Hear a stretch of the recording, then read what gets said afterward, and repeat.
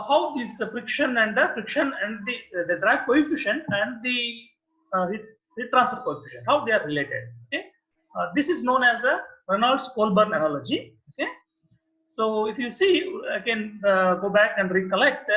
So we have a boundary layer. Whenever a fluid encounters the surface, there will be a laminar boundary that develops, or laminar or turbulent, whatever the case may be. So a boundary layer develops essentially. Okay, so this boundary, within this boundary layer, okay, owing to this fluid and the plate surface interaction, there will be shear stress acting on the surface. Okay, so this shear stress at the wall may be expressed in terms of a friction coefficient that we have discussed already. Okay, so we have a relation. Okay, this relation is available in data handbook. Just I'll go through the data handbook.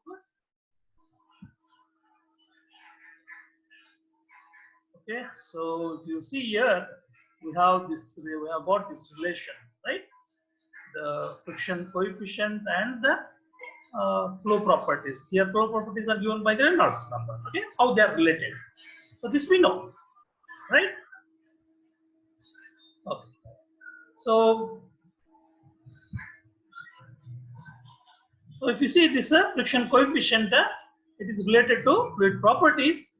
Delta tau s is CF into rho u infinity square divided by 2. This relation is available in data handbook that we have seen already. The other way of doing it is we can also calculate the shear stress by knowing the velocity gradient at the surface. Okay, so we know that velocity profile changes. Okay? Velocity increases within the boundary layer from surface. At the surface, it is 0. As you move away from the surface, velocity increases. So there is a velocity profile. Okay, essentially, this is a velocity profile. If I can find out a du by dy, that is velocity gradient at the surface, y equal to 0 means at the surface. So that multiplied by the viscosity will give you the shear stress acting on the surface. Okay, so this is very basic that we have discussed. Okay, we have discussed earlier. So now let's go further. So let's there is a surface and the fluid flowing over it. So this causes there will be a shear stress. Okay, that shear stress can be calculated using the equations as we discussed in the previous slide. Okay, so if you see here, if I know the shear stress that is acting on the wall, I can find out the average shear stress that acts on the wall. We know that this shear stress varies; it is not constant, right? It varies from leading edge to the trailing edge, keep on decreasing, right? So if I find out an average value of shear stress, so the force that acts on the plate, on the surface, the drag force which is acting. Now remember, this drag force is due to the fluid which is flowing over the surface. The fluid which flows over the surface will try to carry the surface. It will try to drag the surface along with its flow, right? So the shear stress multiplied by area, that is length into width of the surface. So here the length is given here, width will be across this slide. Okay, width is perpendicular to this. Okay, we have shown a 2-dimensional sectional view here. The width will be perpendicular. So if I know length and width multiplied by the shear stress, I can find out the drag force acting on the surface. Now let's say there is a plate, a flat plate, a square plate, or whatever shape it is in the flow. I have kept a plate. I have suspended a plate in the flowing fluid. There is a current of flow. Liquid is flowing. Let's say liquid water is flowing. Water current you have. You can have a river or whatever it is. A flowing channel, canal, whatever. So I know the velocity of the water. I will hang a plate in the flow. So when this plate is hanging in the flow, we know that the plate will be dragged. This you might have experienced in your day-to-day whenever you have gone to any river or to take bath. If you just spread your cloth over the surface of the flowing water, the cloth will be dragged away, right? So same thing will happen here. If you have a plate which is in this flowing fluid, it will be dragged by the flowing fluid.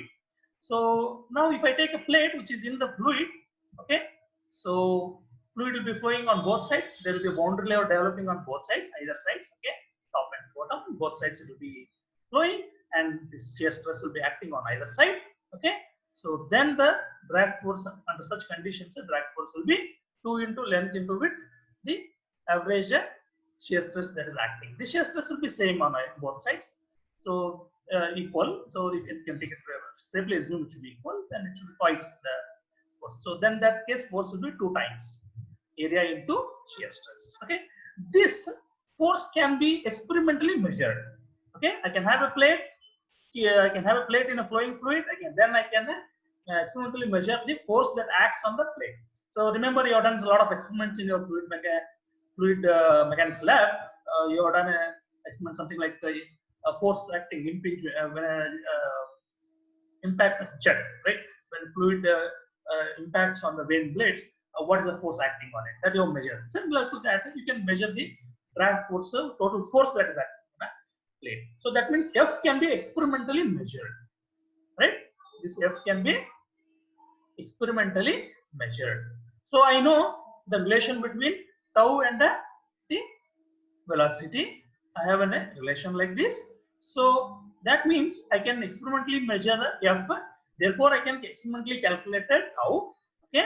So if I calculate tau, I can find out CF. So here rho, U are known. This I measure experimentally. Okay. So I can experimentally. So that means we can experimentally measure the drag coefficient. Okay. We can experimentally measure the drag coefficient. Okay. So that means when you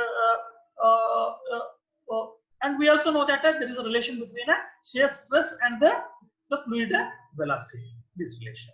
So now we know that velocity is also influencing the heat transfer coefficient. So are they related? Whether this drag coefficient, which can be experimentally determined, how we determine? By measuring the force, we can experimentally determine the coefficient. So if I know that if there is a relation between drag coefficient and heat transfer coefficient, that we would like to know, right? This is all about the relation between drag coefficient and the heat transfer coefficient that we'll be discussing now. Okay. So once again, the velocity, as we saw in previous slide, the shear stress acting can be determined if I know the velocity gradient, that is a du by dy. That means I should know the relation between the velocity variation u as a function of this u is the function of y, right? It changes with y.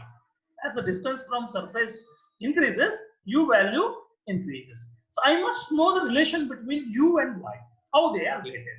So there is an this relation derivation of this relation is available in the book J.P. Holman, Heat Transfer by J.P. Holman. You can look into that if you are interested.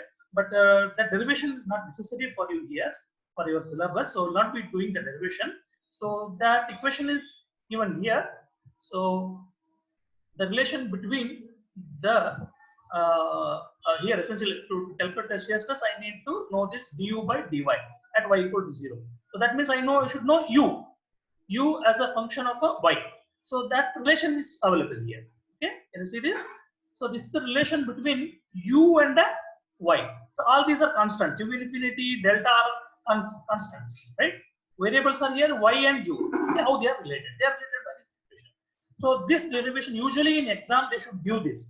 If they don't give, it's better you remember this equation. Strictly speaking, they should give this equation, but sometimes they don't give, they forget and all. No? Better remember this equation. The relation between u and y, if you remember, it's good for you. Okay.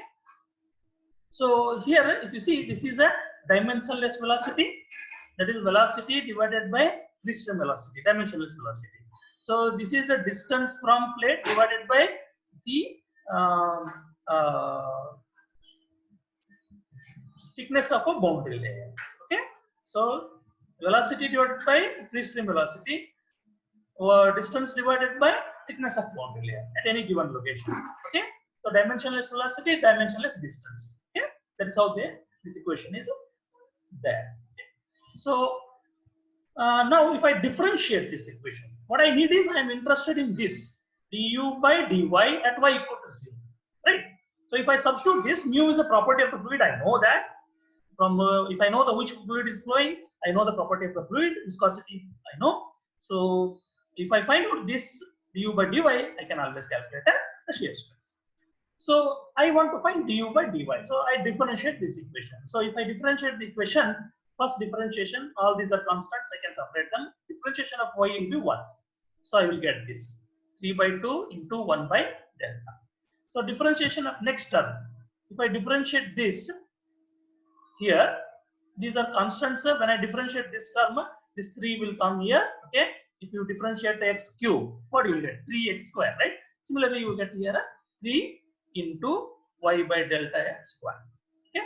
So here I am interested du by dy at y equal to 0. That means I have to substitute y equal to 0. So if I substitute y equal to 0, this term will vanish, disappear. Only I will be left with this term. Okay. So when I substitute y equal to 0, you get this. This u I bring it this side. Okay. It was 1 by u infinity into du by dy. So therefore, when you substitute y equal to 0, you get a du by dy at y equal to 0. This will become 3 by 2 u infinity divided by delta. Okay. Here this term, and you bring this term here. Okay. So you get 3 by 2 into u infinity divided by delta. So I have this. I will substitute this in the equation. This equation. Okay. So here I substitute. So if I substitute, what will happen? Okay. This is how substitution goes on. Right. I'm bringing this term here. Right. I'm substituting u by dy by this. So I will get this. So if I further simplify, I will get that tau s is equal to mu into u infinity divided by delta. Okay. Now, so this I have derived. I found it from previous slide. I bring it here. So if you see here delta, right? What is delta? Delta is the thickness of boundary layer at any distance x. Okay. So if you take this, for this we have equation in data handbook, right? So in the data handbook, if you go see here, delta hx, which is hydrodynamic boundary layer thickness, which is equal to 5x into 5x divided by square root of Reynolds. Okay, so this is minus 0.5. That means it is nothing but 1 divided by square root of r. Okay, so I will substitute delta in the equation here. So I substitute this delta from the data. So if I substitute that, okay, so I am substituting delta by the equation for delta boundary layer thickness, which is available in data handbook. I substitute here. So if I substitute, I will get the equation like this. I can simplify this further. I will rearrange the terms. Okay, then shear stress will be equal to 3 by 2 u u infinity. Okay, again this equation. So once you get this equation, this will be equal to the drag coefficient multiplied by the. So we know that. I know that this is the equation I get. Okay, but I also know that the tau s is equal to C of drag coefficient into the density multiplied by u infinity squared by 2. This equation already I have discussed already, right? So tau is equal to this as well as this, right? So that means I can simplify these two in terms of CF, and I can get an equation for a CF, right? So if I simplify this, CF, if I take, CF will be equal to these terms. I will send this side. Okay. So this will have, what will happen? This will become 2 divided by rho u infinity square into this 3 by 2 u mu into u infinity. Okay. So once I do that, so if I rearrange once again terms, this 2 gets cancelled. Okay. This 2 gets cancelled. Okay. So you are left with the mu. So here u infinity, and here it is u infinity square. So this gets cancelled, and you are left with the u infinity. So therefore, and you will get a mu divided by rho into u infinity into x. Okay, what is this term? Just recollect. Okay, so this is nothing but What it is? It is nothing but it is a Reynolds 1 divided by Reynolds number, right? So rho u infinity x divided by mu is R. So mu divided by inverse will be 1 divided by R. So I will substitute that. So this will be 1 divided by R. So if I substitute this term, let's see here, this term, I am substituting it as 1 by Rex. So now this is Rex, square root of Rex divided by Re. So if you simplify this, what you will get? CF is equal to 3 divided by 5, 1 divided by square root of Rex. Okay. So once you get this, I can just rewrite this. Okay. Instead of writing it as CF equal to, I'll write CF by 2. So if I write CF by 2, this will be 3 by 10. 3 by 10 will be 0.3. Right? So I'll write like this. Why I'm writing like this, that you will understand when we discuss further. In the next slide, you'll come to know why I'm doing this rearrangement. So CF by 2 is equal to 0.3 into Rex to the power minus 1 by 2. Okay, this is what we get. So once you have this, we know that. What we know? So we know that the heat transfer, which is expressed in terms of Nusselt number. We have an equation for Nusselt number, right? So what is that equation for Nusselt number? Once again, we'll go back to data handbook. So there is an equation for Nusselt number, constant wall temperature, NUX is equal to 0.332 into RE to the power 0.5 into PR to the power 0.333. This we can just write 1 by 2, RE to the power 1 by 2. This you can write PR to the power 1 by 3. Okay. So that I am taking. So Nusselt number is equal to this we get from the data handbook. This relation is available in data handbook. You need not remember this. Just write it. The only thing I'm writing it is here it is mentioned. Then the data handbook is mentioned as 0.5. Instead of 0.5, I'm writing 1 by 2. PR to the power it is mentioned as 0.33. Instead of 0.33, I'm writing it as 1. That's the only change I have made. So once I do that, if I divide throughout, right? If I divide throughout both sides, RE by PR, both sides I'll divide. Why I do this? Okay, let's go back to the data handbook once again. So in the data handbook, if you see here, yes, in page number 111, the definition of different dimensionless numbers are given. So Biot number, Euler number, Knudsen number, Lebesgue number, Nusselt number, Piclet number, Prandtl number, right? Rayleigh's number. Okay. So if you come at the bottom, there is one more number that's called a Stanton number. What is Stanton number? Stanton number is a ratio of a wall heat transfer rate to the heat transfer by convection. Okay.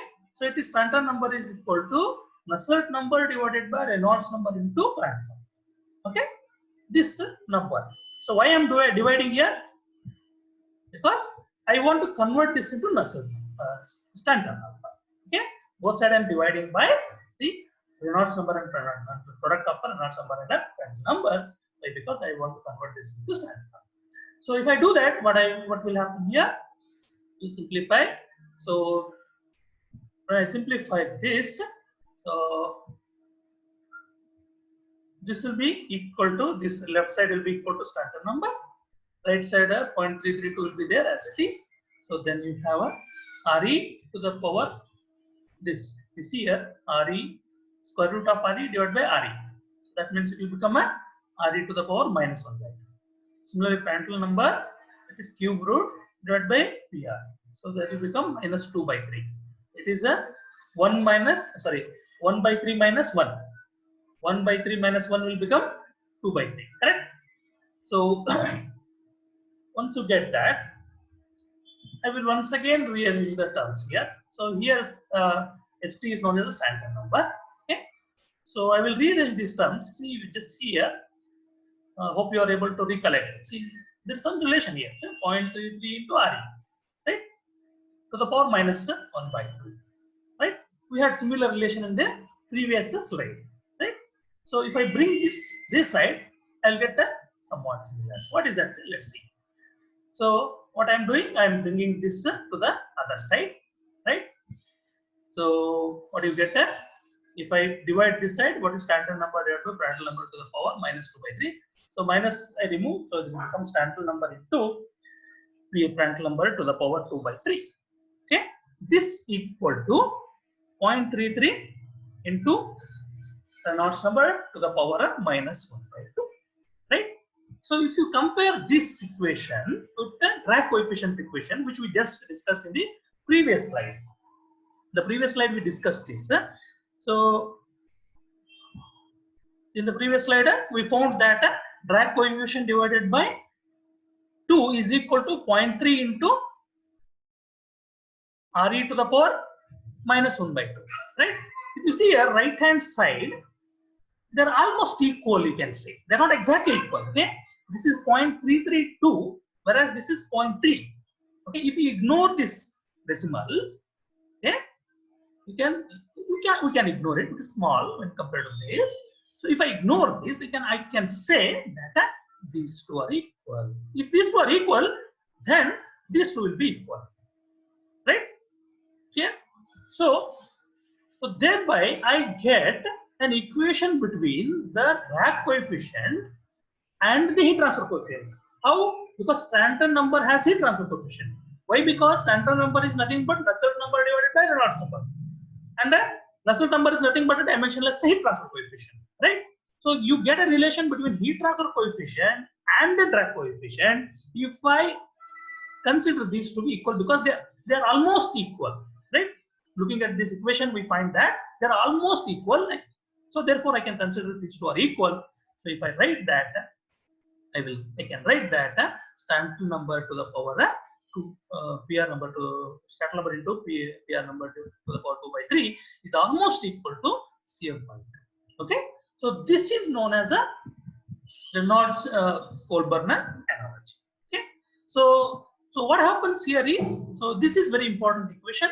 So sometimes they will ask you to derive this equation. Sometimes they'll say, they'll give this equation and say derive this, or they'll say derive the equation, the Reynolds Colburn analogy equation. So either case you have to do this entire exercise and stop this here. Okay. So what is the importance of this equation? So if you see here, the above equation is called a Reynolds Colburn analogy. It expresses the relation between fluid friction and the heat transfer. So it establishes a relation between fluid friction. CF is a fluid friction. The heat transfer coefficient is given by Stanton number, right? So it gives a relation between fluid friction and the heat transfer coefficient. So that what it means is, if you want to find out heat transfer coefficient, it is not necessary to find out heat transfer itself, right? So that what's the meaning? The meaning of it is, I can find out the drag coefficient. Then using drag coefficient value, I can find out heat transfer coefficient. That means you can have plate and fluid at the same temperature. Okay, have a plate in the fluid, measure the force acting on it, convert that into shear stress. From that, find out the drag coefficient.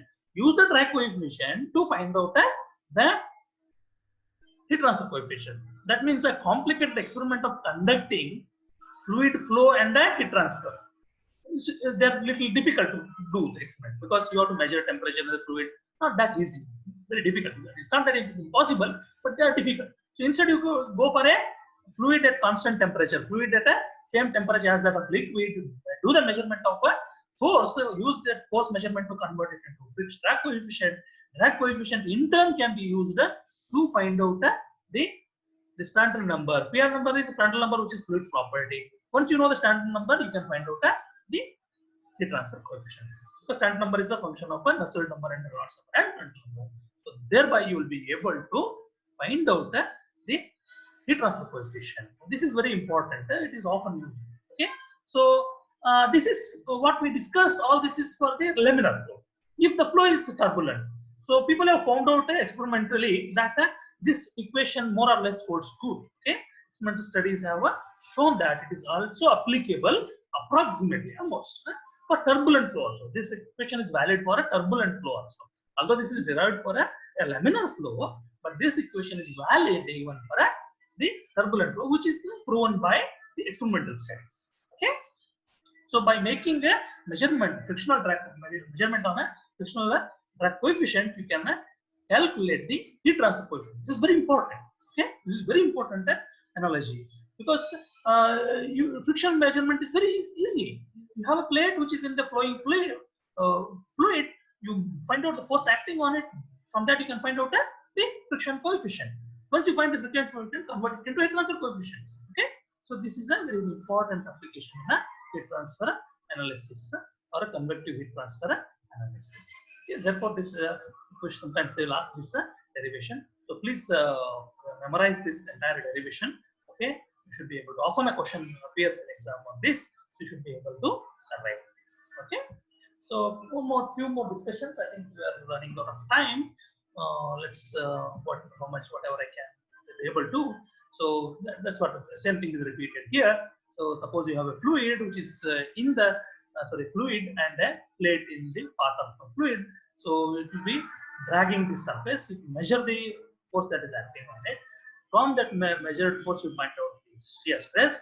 From the shear stress you have this equation. From this equation find out the drag coefficient.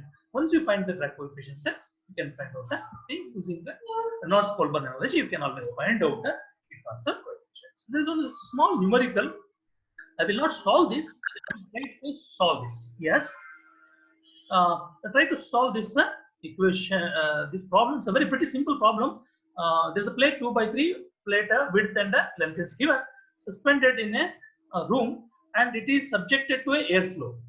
Okay, parallel to its surface along 3 meter long, right? The flow, that means length is 3 meter. Okay, the free stream temperature and velocity of air are 20 degrees Celsius and 7 meter. That means U infinity is given, temperature is given. Drag force acting on the plate is measured. That force he has measured, that he has found out to be 0.86 Newton. Okay, determine the average convection heat transfer coefficient. So here force is given. Okay, so use the force and find out the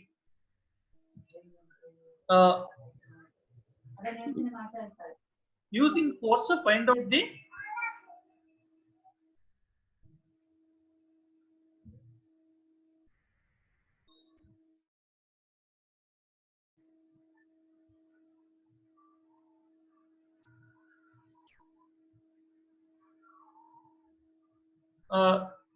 force is given, find out the shear stress. From the shear stress, find out the friction drag coefficient. From drag coefficient, find out the Stanton number, because you have relation for that. Use that. So here in this, find out CF from knowing the force is given. Therefore, you can find out this.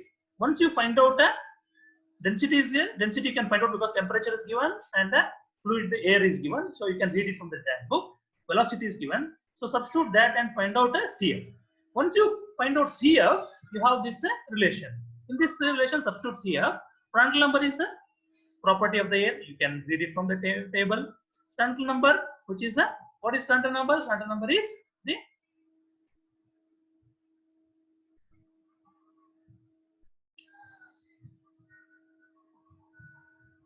so from that find out Stanton number.